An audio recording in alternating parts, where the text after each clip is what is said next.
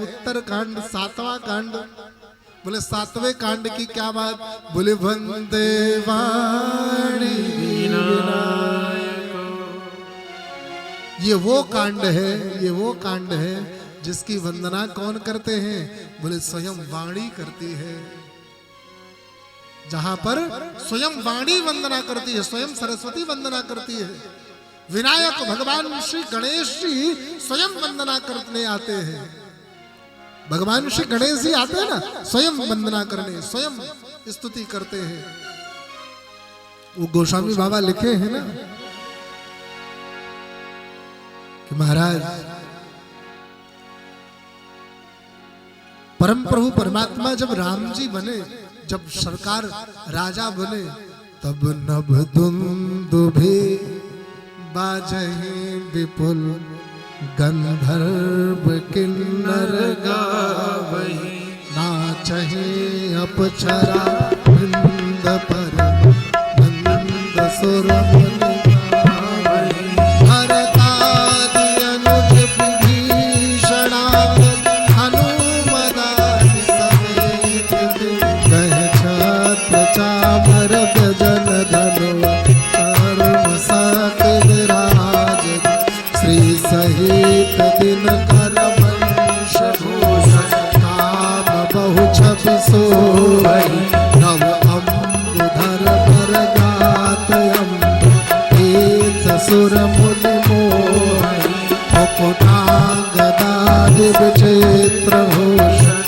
अंग अंगनि प्रति सज हम भोज नयन विशाल उर धन्य नर रखंति जय।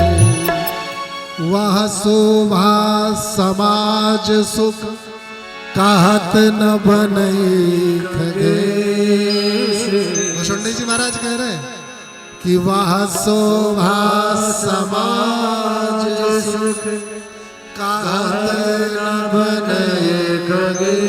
हे गरुड़, उस समाज की शोभा को देख करके जो आनंद मिल रहा था वो कहते हुए नहीं बन रहा है कि बर नहीं सारद शेष श्रुति। मैंने पहले क्या कहा? क्या कहा? बोले वर्णानाम अर्थ संघानाम रसानाम छंदसामपि मंगलानाम च करतारो वंदे वाणी विनायको। मैं ऐसे रामचरितमानस की प्रारंभ करने जा रहा हूँ जिस रामचरितमानस में भगवान श्री राम की कथा है, और उस श्री राम कथा को लिखने के लिए सबसे पहले मैं वाणी और विनायक की स्तुति करता हूँ। हे सरस्वती, हे गणेश जी महाराज हमारी सहायता करो। यद्यपि भाव बुरा नहीं है, भाव बुरा नहीं है, लेकिन गोस्वामी जी का जो भाव रहा होगा वो हमारे गुरुदेव भगवान कहते हैं कि यही है कि बर नहीं सारद शेष सोरस जानि महेश। तो भिन्न भिन्न स्तुति करे गए सुर निज निज धाम।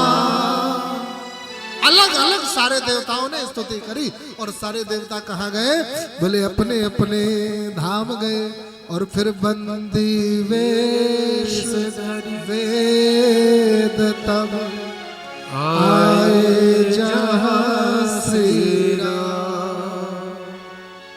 स्वयं वेद आए, और जब वेद स्तुति करके गए तो महाराज भगवान शिव आए, और जब शिव स्तुति करके गए तो फिर जो बचे खुचे संत महात्मा उनके परिकर वरिकर थे सबने स्तुति करी। तो उत्तर कांड में गणेश जी स्वयं स्तुति आकर करते हैं, शेष स्वयं आकर स्तुति करते हैं, शारदा स्वयं स्तुति करती है।